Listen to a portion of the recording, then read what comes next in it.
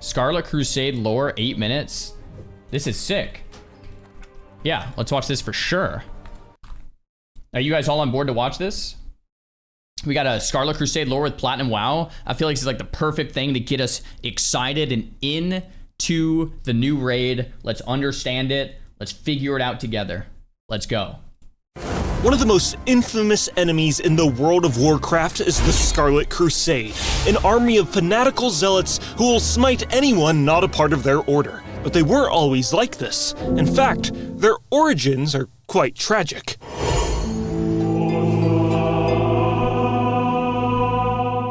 During the Second War on Azeroth, the elite order of paladins called the Knights of the Silver Hand were formed. Its founding members were Uther, Trallian, Tirion Fordring, Gavinrad, and Saidan Dathrohan.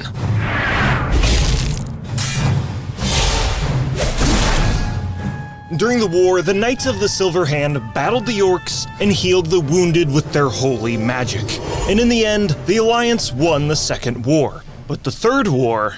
well, the Third War is when the Knights of the Silver Hand's faith would truly be tested.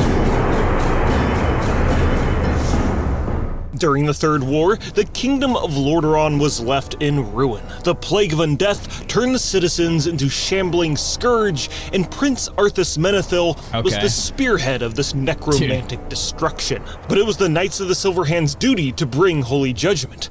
I mean, they crushed the orcs in the Second War, so surely these undead wouldn't be a problem. Gavinrad is killed, Uther is killed, Tirion was kicked out of the Order after the Second War, Drellian chased after the orcs through the Dark Portal after the Second War, so who in the light knows where he is? He's most likely dead. So all that is to say, we kind of just have one founding member of the Knights of the Silver Hand left, Saidan Dathrohan.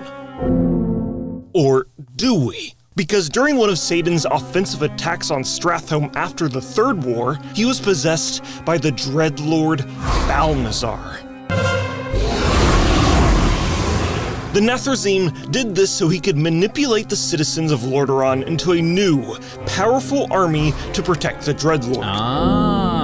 But first, there was an important foe that needed to be slain. The paladin Alexandros Mograine, wielder of the mighty weapon called the Ashbringer, was a dangerous foe.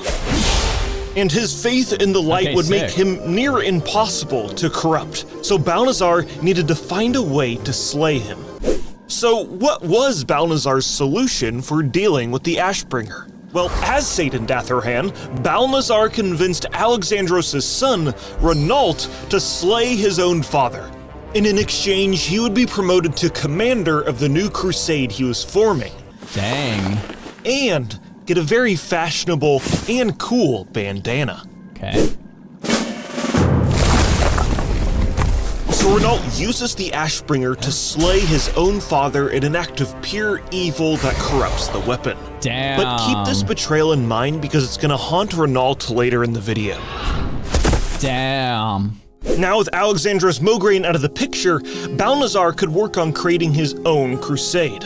You see, as Saidan Dathrohan, he was one of the last beacons of hope for Lordaeron, the only active founding member of the Knights of the Silver Hand left, and he wanted to weaponize that faith the desperate citizens of Lordaeron had in him. He preached to the citizens of Lordaeron the threat of outsiders, human, undead, or otherwise, who could be spreading the plague of undeath, and any who do not fight directly under the banner of his new Scarlet Crusade would be smited with holy fervor. Or is it smitten? Or smoted? Look, they need to be destroyed, okay? Smited? Some people didn't agree with Saidan's extreme opinions and generally just thought he was a bit suspicious and left to go make the Argent Dawn instead.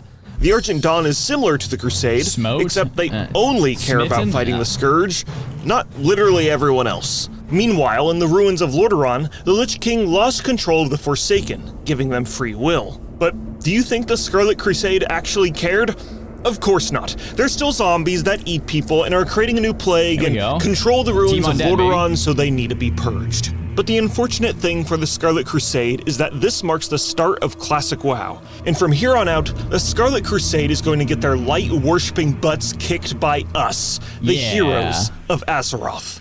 In the Scarlet Monastery, heroes fight through the graveyard, library, armory, and cathedral sections of the monastery. But lore-wise, the leaders of the monastery, High Inquisitor Whitemane and Renault Mograine, with his fashionable bandana, don't actually die here. Renault actually dies during a special in-game event when heroes enter the cathedral wielding the corrupted Ashbringer, and the ghost of Alexandros Mograine jumps out of the blade and slays the son that betrayed him.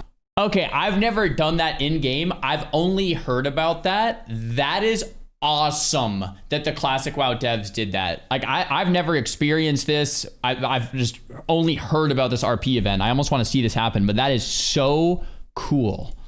Lady Whitemane also is not officially dead until the Mist of Pandaria, when the Scarlet Monastery was revamped, and then later in the Legion expansion, the monastery was left in ruin by the Knights of the Ebon Blade, and she was raised as a new member of the Four Horsemen of the Apocalypse, becoming the very thing she swore to destroy. Dang, that's But let's sick. jump back to Classic WoW.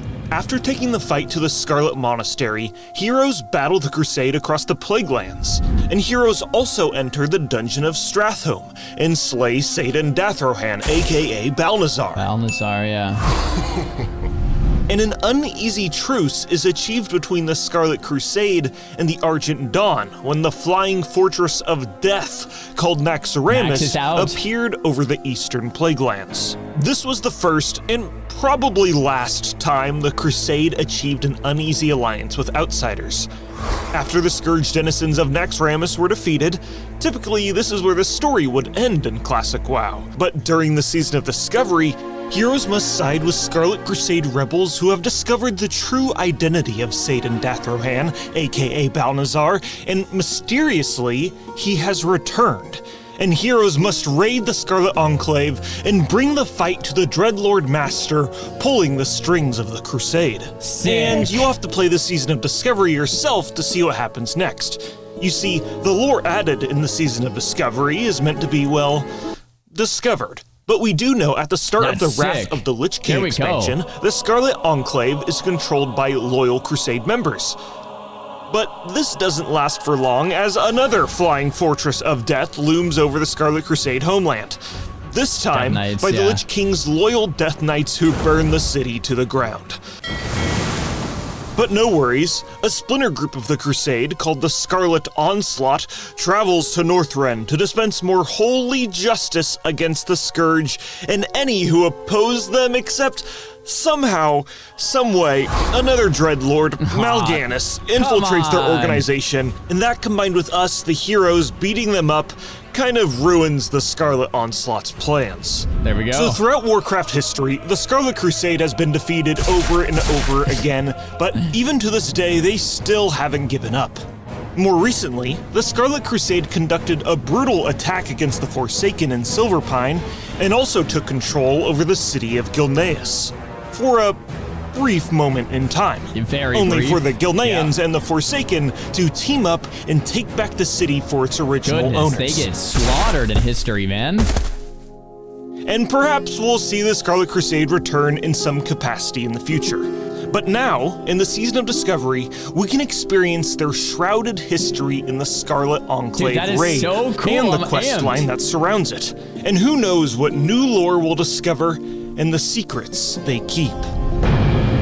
Oh man, I am so excited we watch this video. Because like guys, we're hopping into this raid in like an hour and a half or like 2 hours or something.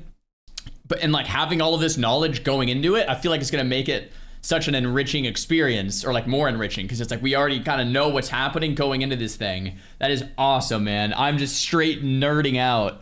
I feel like, dude, Classic WoW is just so good, man. It's just so good. I hope this raid doesn't suck. I really hope this raid doesn't suck, man. I really hope this raid doesn't suck. I want it to be good so bad. I really do.